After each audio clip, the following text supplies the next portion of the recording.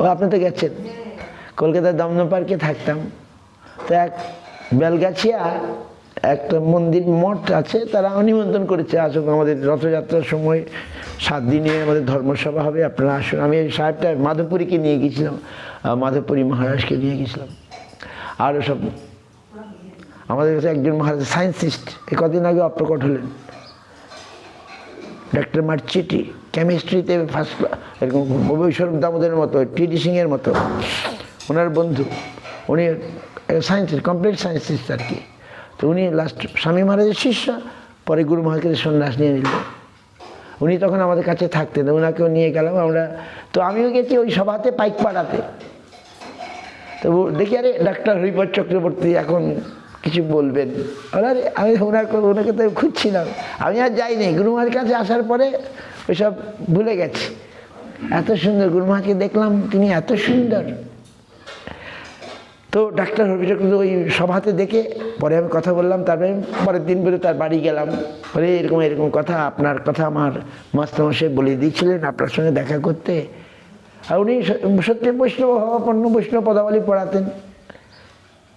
তারপর উনাকে যেই বললাম যে আমি শ্রীধর মহারাজের কাছে এসেছি, উনি বললেন বাপরে বাবু, শ্রীধর মহারাজ, আমি ওনার কাছে গেছি, উনি জ্ঞানের যে এত সুন্দর ব্যাখ্যা করেছেন আমি কোনোদিন কোথাও শুনি নাই। ডাক্তার হরিপদ চক্রবর্তী, যার কাছে আমি রিসার্চ করবো বলে আমার মাস্টারমশাই বলে দিয়েছিলেন কলকাতায়, তিনি বললেন আমি শ্রীধর মহারাজের কাছে গিয়ে জ্ঞানের যে এত সুন্দর ব্যাখ্যা তিনি করেছেন আমি কোথাও শুনি নাই। তাহলে হয়ে গেল। আমি কার কাছে গেছি, তার কি জ্ঞানের ব্যাখ্যাটা ইংরেজিতে আছে, আমার ইংরেজিতে বইটা বাংলাও আছে।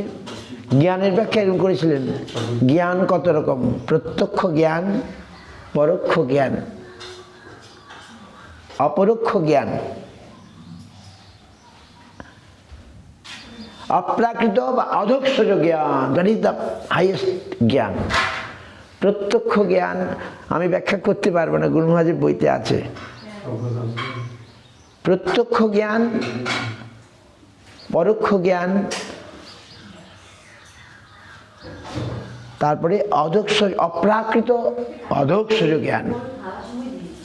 কৃষ্ণ হচ্ছে সেই অধক্ষজ তত্ত্ব। কৃষ্ণ হচ্ছেন অধক্ষজ। অধক্ষজ অপ্রাকৃত লেভেলে না গেলে, অপ্রাকৃত জ্ঞানের অধিকারী না হলে কৃষ্ণকে কোনোদিন বোঝা যাবে না। এই প্রত্যক্ষ জ্ঞানে, এই জগতের জ্ঞানে কৃষ্ণকে বোঝা যাবে না। এই জ্ঞানে তাই অধক্ষজ, কৃষ্ণ হচ্ছেন অধক্ষজ। অধক্ষজ মানে অক্ষজ, মানে ইন্দ্রিয়জ, যাকে ইন্দ্রিয় জ্ঞানে জানা যায় না তিনি অক্ষজ, মানে অপ্রাকৃত। তো আমাকে বলেন বা আমি ওনার মুখ থেকে এই জ্ঞানের এত সুন্দর ব্যাখ্যা শুনেছি, তাহলে যাক, তাহলে আমি তো কার কাছে, মানে আমি যাকে আমার রিসার্চ করেন তিনি বলেন তিনি আমার like a guide, like spiritual. তো সেই গুরু মহারাজের কাছে পৌঁছে গেলাম। তো গুরু মহারাজ তো একসময় মদনমোহন মালব্যজি নাম শুনেছে তো, তিনি বেনারস হিন্দু ইউনিভার্সিটির ভাইস চ্যান্সেলর। প্রভুপাদের কাছে আসতেন, প্রভুপাদের কথা শুনতেন। প্রভুপাদকে বেনারস ইউনিভার্সিটিতে নিমন্ত্রণ করে নিয়ে গিয়েছিলেন। তো দেখলেন এরা সব শিক্ষিত, উনি খুব হাই স্ট্যান্ডার্ডের কথা বললেন। ওরা বলল মহারাজ আমাদের একটু সহজ করে বলুন, আমরা বুঝতে পারছি না। আর সেই মদনমোহন মালব্যজি বললেন, কি বললেন, প্রভুপাদের কথা শুনে বললেন আপনাদের এই মঠ মন্দির প্রতিটা গ্রামে গ্রামে, প্রতিটা শহরে শহরে হওয়া দরকার। মদনমোহন মালব্যজির কথা প্রভুপাদ শুনে কি বললেন, প্রভুপাদ মানে ভক্তি সিদ্ধান্ত সরস্বতী ঠাকুর বললেন না, শুধু গ্রামে গ্রামে নয়, শুধু শহরে শহরে নয়, আমি প্রতিটি জীবের হৃদয়ে হৃদয়ে একটা করে মঠ করতে চাই, একটা মন্দির করতে চাই। প্রভুপাদের, আর প্রভুপাদ বেশি পড়াশোনা করেন নাই, জানেন তো কেন করেন নাই? যদি পড়াশোনা করে যায় আবার আমাকে সংসারে আমি ফেসে যাই। ওদের তো জ্ঞান জন্মান্তরেই ছিল নাকি? তো এই জন্য তিনি বাহ্যিকভাবে পড়াশোনা করেন নাই, ওই জড় ভরতের মতো। জ্যোতিষশাস্ত্র পড়েছিলেন, কিছু জ্যোতিষশাস্ত্র পড়েছিলেন ইত্যাদি ইত্যাদি। কিন্তু তারা কোন জ্ঞানের অধিকারী? অপ্রাকৃত জ্ঞানের অধিকারী, অদক্ষজ, দ্যাট ইজ কামিং ভগবান থেকে ডাইরেক্ট আসে, ট্রান্সেন্ডেন্টাল জ্ঞান, যেটা অতি ইন্দ্রিয়, অদক্ষজ, ন অক্ষজ। অক্ষজ জ্ঞানের দ্বারা তাকে জানা যায় না, ভগবানকে জানা যায় না। একটা শ্লোক আছে খুব সুন্দর, রূপ গোস্বামী। কি শ্লোক?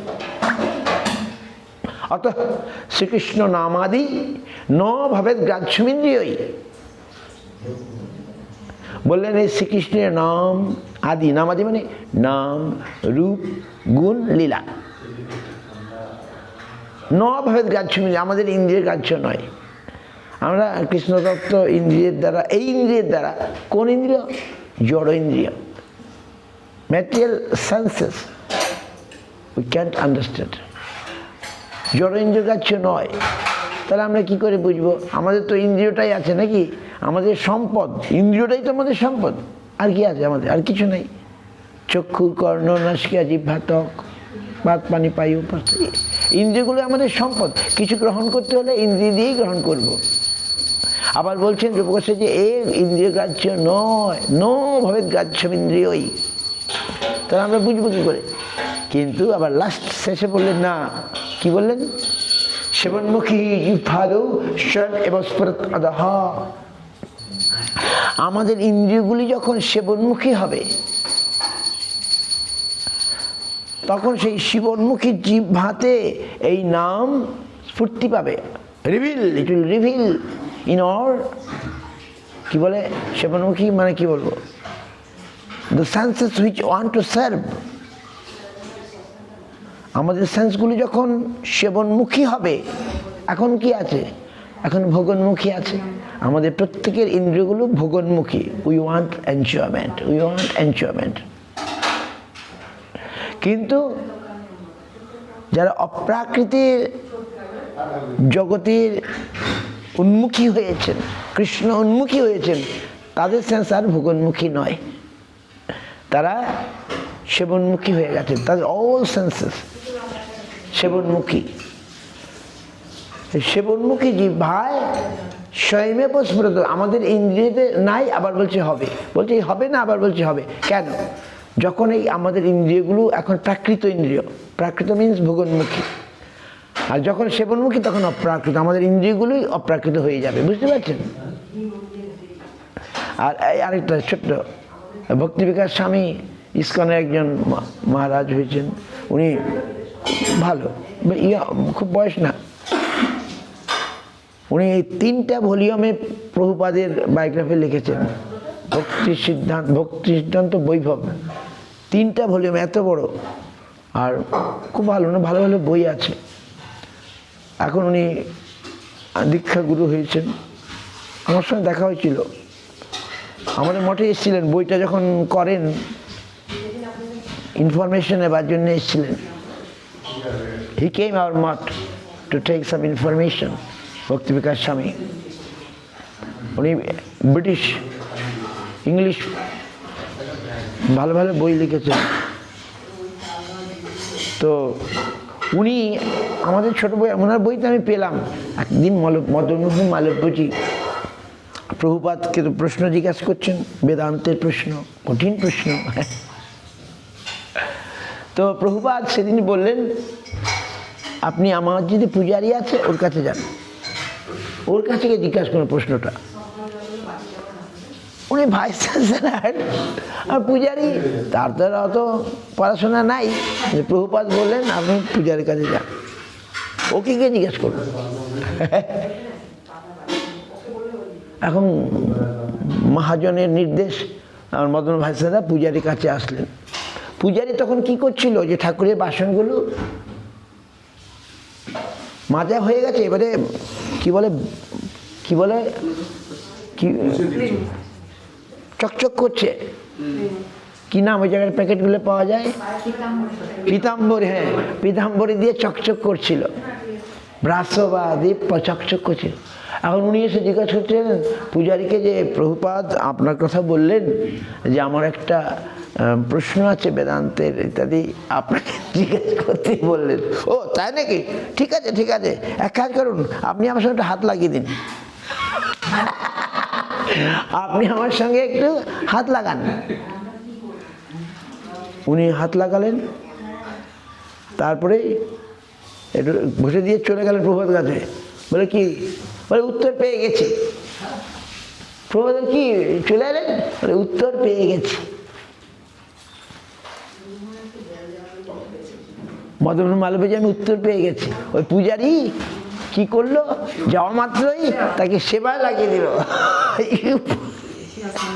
আপনি সেবা করুন, সেবনমুখী জিহ্বাদৌ স্বয়মেব পুরা আদাহ। আমরা এখন কিছু বুঝতে পারছি না কৃষ্ণ তত্ত্ব। আমরা কৃষ্ণ নাম করছি হচ্ছে না। কৃষ্ণ তত্ত্বর কো আমরা বুঝতে পারছি না। বলছি না, তবু ছাড়তে হবে না, তুমি লেগে থাকো, সেবনমুখী হও, use and engage for the service of Krishna. তোমার সমস্ত ইন্দ্রিয় কৃষ্ণ সেবায় লাগিয়ে দাও। সেই তখন আমাদের এই বর্তমান যে ইন্দ্রিয়টা, সেটা প্রাকৃত ইন্দ্রিয়, জড় ইন্দ্রিয়, ম্যাটেরিয়াল ইন্দ্রিয়, এখানে আসছে না, কৃষ্ণ তত্ত্ব এসছে না। হরিনাম আমরা করছি বটে, হচ্ছে না, তবু আমরা করছি কেন? করার মাধ্যমে আমার এই জিহ্বাটা উইল বি ট্রান্সফর্ম। এখন প্রাকৃত জিহ্বা আছে, ভোগোন্মুখী জিহ্বা আছে না, একদিন সেটা সেবনমুখী বা অপ্রাকৃত ইন্দ্রিয় হয়ে যাবে। তখন ইট উইল রিভিল, ডিসেন্ড নাকি এটাকে বলে, এভরিথিং উইল। আমাদের এই জিনিসগুলো প্রাপ্তিটা কীভাবে? নট দুইটা প্রসেস, একটা অ্যাসেন্ডিং প্রসেস, একটা ডিসেন্ডিং প্রসেস। অ্যাসেন্ডিং বোঝেন? একটা আরোহ পন্থা, একটা অবরোহ পন্থা। তুমি তো এখন কটন কলেজে পড়াও নাকি? She is teach now in cotton college, physics science. নাকি ফিজিক্স? বাহ, খুব ভালো। তো আমাদের গুরু মহারাজের কাছে গিয়ে, গুরু মহারাজ তো আর্টসেরই ছাত্র ছিলেন, কিন্তু ভালো। গুরু মহারাজ আর্টসে কিন্তু ফার্স্ট ক্লাস ডিস্টিংশন নিয়ে পাস করছে, আর আমি হচ্ছে কমা, পড়াশোনায় ভালো ছিলাম না। আমার জন্মের পর থেকে রাহুর দশা ছিল, তাই বুঝলাম পড়াশোনায় ভালো ছিলাম না, টেনে টেনে পাস করেছি। যাই হোক, তারপরে গুরু মহারাজের কাছে আসতে আমার রাহুর দশাটা কেটে গেছে। তো তো গুরু মহারাজ বললেন, the source for Sri Krishna, reality the beautiful, our research, not all these ordinary things. Our research for Krishna. Why? তিনি হচ্ছেন সত্য এবং সুন্দর। আমরা কার সন্ধান করছি? আমরা সকলে কার সন্ধান করছি? আমরা সত্য সুন্দরের সন্ধান করছি। আর আমরা ততদিন we are not be satisfied, আমরা ততদিনই মানে তৃপ্ত হব না যতদিন আমরা সত্য সুন্দরকে লাভ করব। কি বুঝতে পারছো? উই আর অল কত বিধ কত জন মরি মরি যাও, তো না বুঝে না কইছ না কে এলো। ওই বিদ্যাপতি চণ্ডীদাস এরা বলছেন, কত বিদগ্ধ জন, তারা বুঝতে পারছেন না, কইছ না কে এলো। কেলো মানে কৃষ্ণ। কারা বুঝতে পারছেন? রূপ সনাতন বুঝতে পারছেন। কেন বুঝতে পারছেন? They are not anymore in this material world, they are already in transcendental world, spiritual world. আমরা এখন জড়জগতে পড়ে আছি, তাই আমরা কিছু পাচ্ছি না। হরিনাম করছি, কোনো কাজ হচ্ছে না।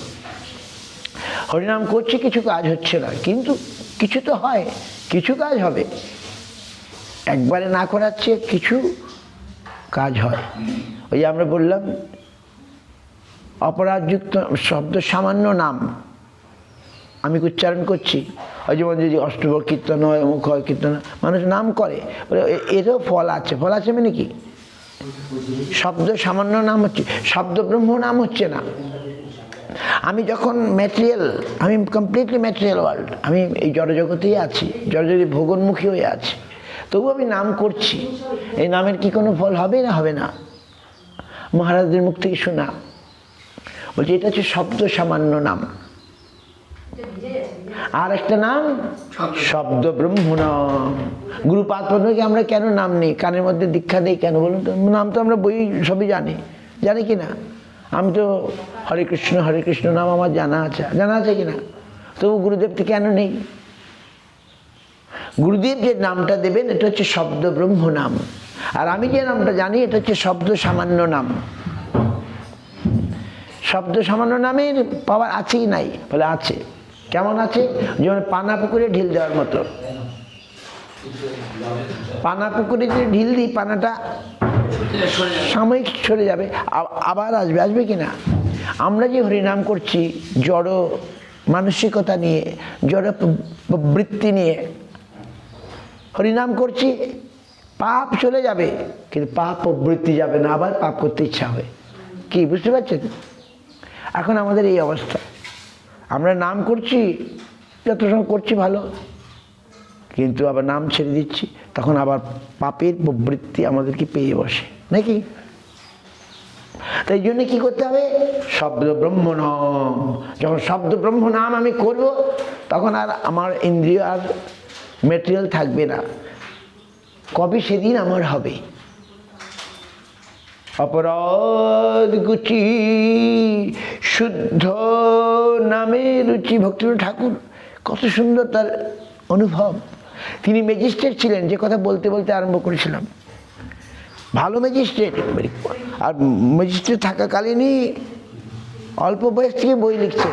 কত বই তিনি লিখেছেন, আর লোকে সেই ভক্তিনাথ ঠাকুরের ছেড়ে চলে যায়। আর এই কথাগুলো তিনি বললেন, কৃষ্ণ নাম ধরে কত বল, বিষয় বাসনা নলে মোর চিত্ত সদা জলে, রবি তপ্ত মরুভূমি সম। আমাদের চিত্রটা কেমন? লাইক ডেজার্ট, মরুভূমি। কেন? বিষয় বাসনার অনলে। বিষয় বাসনা মানে ভোগ বাসনা আমাদের মজ্জায় আছে, আর আমাদের হৃদয়টা যেন মরুভূমি হয়ে গেছে। অনলে মানে তাপে, আগুনের তাপে, সূর্যের তাপে যেমন যেখানে বৃষ্টি হয় না সেটা মরুভূমি হয়ে যায়, তেমনি ভক্তিনাথ ঠাকুর আমাদের অবস্থাটা বলছেন, বলে তার অবস্থাটা বলছেন। আমাদের অবস্থাটা কি? বিষয়ে বাসনা নলে চিত্ত মোর সদা জলে, রবি তপ্ত মরুভূমি সম, কর্ণরন্ধ্র পথ দিয়া হৃদি মাঝে প্রবেশিয়া, বরিশয় সুধা অনুপম। ভক্তিনাথ ঠাকুর বলেন, এই নাম আমার হৃদয় তো জ্বলছিল বিষয় বাসনার অনলে, কিন্তু হঠাৎ আমি এই নাম আমার কানের ভিতর দিয়া কোথায় গেল? মরমে পশিল গো, আমার হৃদয়ে পৌঁছল। কিন্তু আমাদের তো হৃদয়ে পৌঁছাচ্ছে না। হৃদয়ে যদি পৌঁছে যায় তাহলে কি হবে? হৃদয় হইতে বলে জিহ্বার অগ্রেতে চলে, শব্দরূপে নাচে অনুক্ষণ। শরণাগতি বইয়ের লাস্ট গান এটা, শরণাগতি কীর্তনের লাস্ট। আমাদের যে হরিনাম আমরা জিহ্বাতে করি না, জিহ্বাতে হয় না, নাম হবে কোত্থেকে? হৃদয় থেকে হতে হবে। হৃদয় হইতে বলে জিহ্বার অগ্রেতে চলে, শব্দরূপে নাচে অনুক্ষণ। এই নামটা হৃদয় থেকে আসতে হবে, আর জিহ্বাতে নাচবে। ভজনে অনর্থ নাশ যেইখানে হয়, চিৎ স্বরূপ নাম নাচে ভক্তির জিহ্বায়। নাম সে অমৃত ধারা, নাহি ছাড়ে আর, নাম রসে মত্ত জীব। না, ভক্তিনাথ ঠাকুরের কথা, তার অনুভব, রিয়েলাইজেশন। তিনি একটা বই লিখেছেন হরিনাম চিন্তামণি, আপনারা পড়বেন। Harinam all is realization, not like a mere poetic expression. সাধারণ কবির মতো তার ভাবের নয়, এগুলো তার অনুভবের প্রকাশ। অনুভব বোঝেন? নরোত্তম ঠাকুরের গান তার অনুভবের প্রকাশ, রিয়েলাইজেশন, অনুভব। ভাবের মাধ্যমে প্রকাশিত হয়েছে নরোত্তম দাস ঠাকুর। নরোত্তম ঠাকুর তো স্কুল কলেজে পড়েন নাই, পড়েছেন? 14 বছর বয়সে চলে গেছিলেন বৃন্দাবনে। জীব গোস্বামীর কাছে পড়েছেন, শাস্ত্র পড়েছেন। আর তার গান কীর্তন এখন বাংলা সাহিত্যে গবেষণা হচ্ছে নাকি? নরোত্তম ঠাকুরের গবেষণা হচ্ছে। তো এগুলো হচ্ছে ট্রান্সেন্ডেন্টাল পোয়েট্রি, অপ্রাকৃত কাব্য। রবীন্দ্রনাথের এটাকে আমি অপ্রাকৃত বলা যাবে না। রবীন্দ্রনাথের কাব্য অপ্রাকৃত নয়, কিন্তু রূপ সনাতনের কাব্য, নরোত্তম দাস ঠাকুরের কাব্য অপ্রাকৃত। একটা ঘটনা আমি বলেছি বোধহয়। আমি যখন গুরুমাদের কাছে আসলাম, তো গুরুমা জিজ্ঞাসা করলেন আমি কি পড়াশোনা করেছি। তাই আমি বললাম আমি একটু সাহিত্য পড়েছি। পড়াশোনাতে ভালো ছিলাম না, তো সাহিত্য পড়েছি। তখন গুরুমা আরম্ভ করলেন, বললেন সাহিত্য মানে রবীন্দ্রনাথ, শরৎচন্দ্র, এগুলোই তো। গুরুমা বললেন যে একদিন রবীন্দ্রনাথের ভক্ত শরৎচন্দ্র চ্যাটার্জির কাছে এসেছিল, এবং শরৎচন্দ্র চ্যাটার্জি তিনি কি প্রসঙ্গে বলে ফেললেন যে আমি রবীন্দ্রনাথকে দ্বিতীয় কবির মনে করি, দ্বিতীয় কবির সম্মান দিই। কিন্তু আমরা সকলে জানি রবীন্দ্রনাথ কবিগুরু, বিশ্বকবি নাকি? তখন উনি বললেন তাহলে প্রথম কবি কে? রবীন্দ্রনাথের ভক্ত শরৎচন্দ্র চ্যাটার্জি বললেন প্রথম কবি কৃষ্ণদ্বৈপায়ন বেদব্যাস। First poet Krishnadvaipayana Vedavyasa. কৃষ্ণ বেদব্যাস কে? ইনি নারায়ণেরই, কৃষ্ণেরই শক্তাবেশ অবতার। বেদব্যাস নারায়ণই, কৃষ্ণই বেদব্যাস, শক্তাবেশ অবতার। শক্তির আবেশ হয়েছে, তাই তিনি এত এক সমুদ্র দিয়েছিলেন। আর রবীন্দ্রনাথের মধ্যেও বিরাট কাব্য প্রতিভা রবীন্দ্রনাথের, কিন্তু নট কমপ্লিট। তিনি তার ব্রাহ্ম পরিবারে জন্মেছিলেন তো Rabindranath. Rabindranath born in impersonal family. Rabindranath Debendranath ঋষি, যে ব্রাহ্ম সমাজ বলে একটা স্পিরিচুয়াল ইয়ে ছিল বাংলায় তখন, কলকাতায় ব্রাহ্ম সমাজ। ব্রাহ্ম সমাজ মানে নির্বিশেষবাদী, ভগবান নিরাকার। সেই পরিবেশে কিন্তু বেদ, উপনিষদ, কি বলে, ইত্যাদি চর্চা হতো রবীন্দ্রনাথের।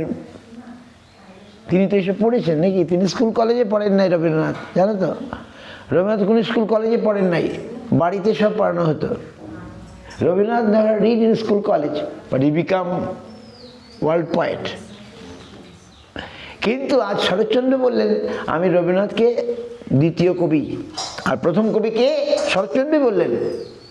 শরৎচন্দ্রের শ্রীকান্ত উপন্যাস পড়েছেন না? পড়েছেন শ্রীকান্ত উপন্যাস?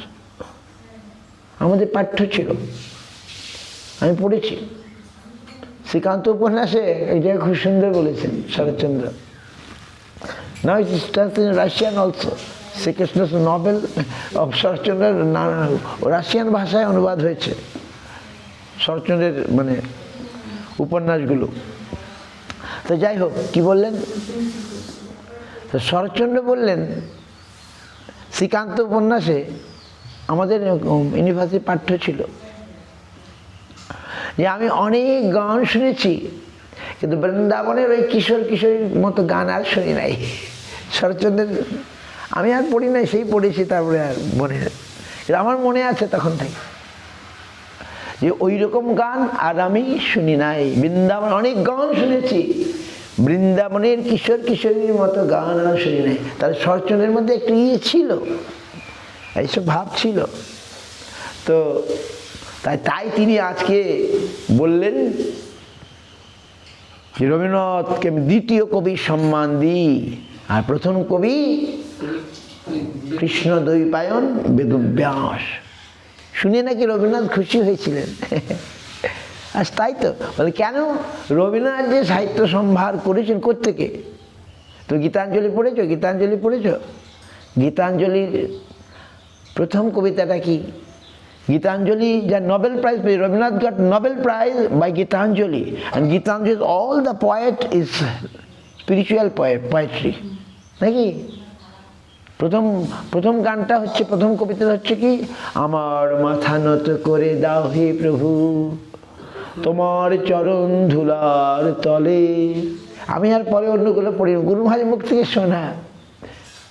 রবীন্দ্রনাথ বলছেন আমার মাথা নত করে দাও হে প্রভু তোমার চরণ ধুলার তলে। আবার গুরু মহারাজ খুব রাগ করতেন রবীন্দ্রনাথের। আবার ওই ইয়েতে বারানহাটে বললাম, অরূপের স্ত্রী অতটা ইয়ে নয়, ভালো, কিন্তু দীক্ষা টিক্ষা নেয়নি আর কি, ভালো, খুব সুন্দর। তো ওকে বোঝাবার জন্যে আমি বললাম যে আমরা কিসের অনুশীলন করছি, ওই রবীন্দ্রনাথের কবিতা দিয়েই বললাম। স্পর্শমণি বলে একটা কবিতা আছে, সঞ্চয়িতার মধ্যে আছে। সঞ্চয়িতা এখন ইংরেজিতে অনুবাদ, বিভিন্ন ভাষায় অনুবাদ, ইংরেজিতে আছে।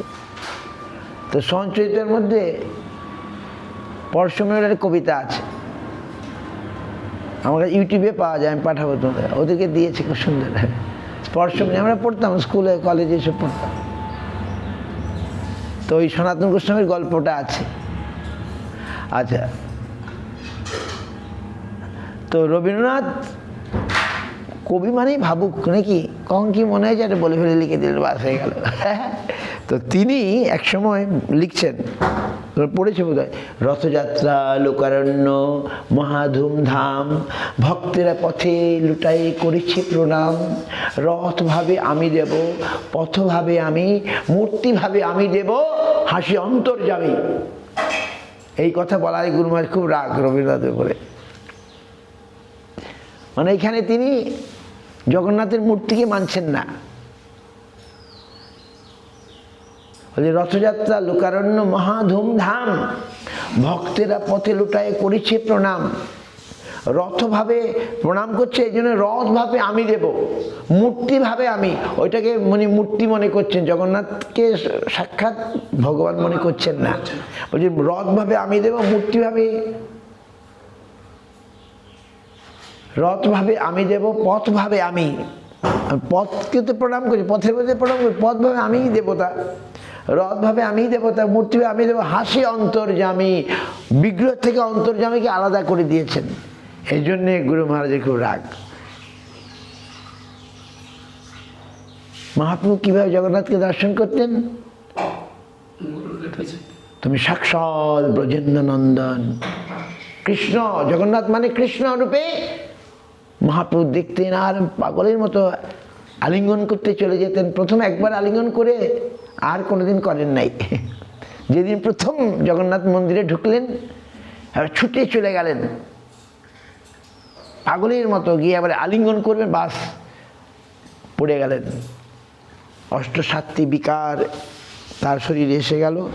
তখন কি নাম, সার্বভৌম ভট্টাচার্য ডাইরেক্টর, প্রধান ডাইরেক্টর ছিলেন, তিনি মহাপ্রভুর শরীরে এই দিব্য কি বলে সাত্ত্বিক বিকার, এসব সাত্ত্বিক বিকার বলে, তিনি বুঝতে পারলেন, তিনি তাকে ধরে তার ঘরে নিয়ে গেলেন। তারপরের থেকে মহাপ্রভু আর আমাদেরকে শিক্ষা দেবার জন্যে কোথা থেকে দর্শন করতেন? গরুর স্তম্ভের পিছনে। জগন্নাথ মন্দির গেছেন তো আপনারা? তুমি গেছো? গরুর স্তম্ভের পিছন থেকেই দর্শন করতে। এখনও হাতের ছাপ আছে পাথরের মধ্যে, এরকম দেয়ালের মধ্যে হাতের ছাপ আছে। সবাইকে ওই হাতের ছাপে, আমরা যারা হাতের ছাপে আঙ্গুল, still the spot is there, হ্যাঁ, ভক্তরা গিয়ে ওই আঙ্গুলের ছাপটায় হাত দেয়, হাত দিয়ে গরুর স্তম্ভের পেছন থেকে জগন্নাথকে দর্শন করে মহাপ্রভু ওইখান থেকে দর্শন করতেন। এটা আরেকটা মহিমা যে আমাদের ভগবান দর্শন করতে হবে ভক্তের পিছন থেকে, ভক্তের আগে গিয়ে নয়, গরুরের আগে গিয়ে নয়। এখন আমরা তাই করি, আমরা গরুরের পিছন থেকে দর্শন করি, গরুরের সামনে এসে প্রণামটা করব, গরুরের পিছন থেকে দর্শনটা করব আর গরুরের সামনে এসে প্রণাম করব, এইটাই নিয়ম। তো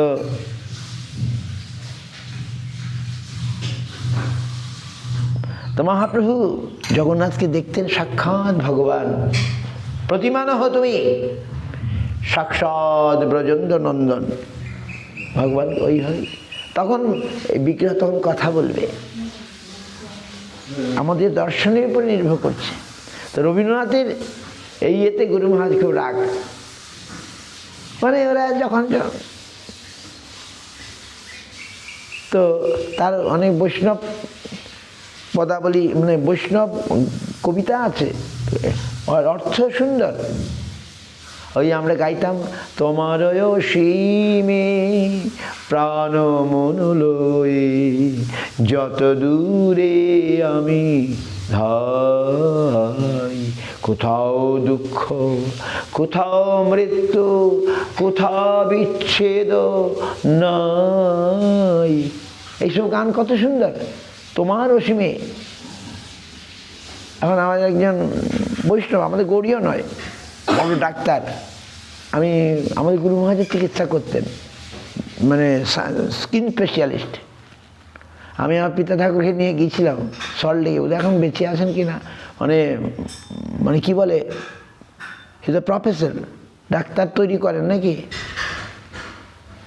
তো উনি বৈষ্ণব, তো উনি একটা বই পাবলিশ করেছেন গান আর কি, তার দেখলাম রবীন্দ্রনাথের ওই গানগুলোও ঢুকিয়ে দিয়েছেন, যেগুলো বৈষ্ণব ভাবাপন্ন।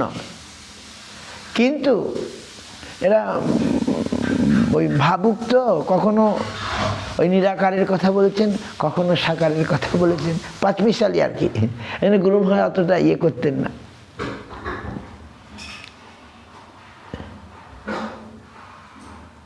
এই রবীন্দ্রনাথ বৃদ্ধ বয়সে শেষের কবিতা বলে একটা নভেল লিখেছেন, আমাদের এমএতে পাঠ্য ছিল শেষের কবিতা, ওই শিলং পাহাড়ের ওই প্রেমের গল্প। কারণ আমাদের যে মাস্টারমশাই পড়াতো, উনি ওর মধ্যে কি পেত জানি না, উনি বলতেন হ্যাঁ 80 বছর বয়সে কি উপন্যাস লিখেছে। এই জন্য গুরু মহারাজ ওইসবকে, কিন্তু খালি বলতে একটা ভালো জিনিস আমাদের দিয়ে গেছেন, ওই পরশমণি কবিতাটা এখানে আছে, আমি পড়ে শোনাবো, খুব ভালো লাগবে। তুমি তো জানো, তুমি তো সায়েন্সের লোক, তো আর্টস পড়ো নাই। হ্যাঁ, পরশমণি কবিতাটা, আমার ফোনটা কোথায় গেল, না নিয়ে এসেছিলাম তো। পরশমণি কবিতা খুব সুন্দর, আমি পড়বো, আমাদের ভালো লাগবে। ফোনটা কোথায়? পরশমণি কবিতাটা সঞ্চয়তে আছে। নদী তীরে বৃন্দাবনে সনাতন এক মনে জপিছে নাম।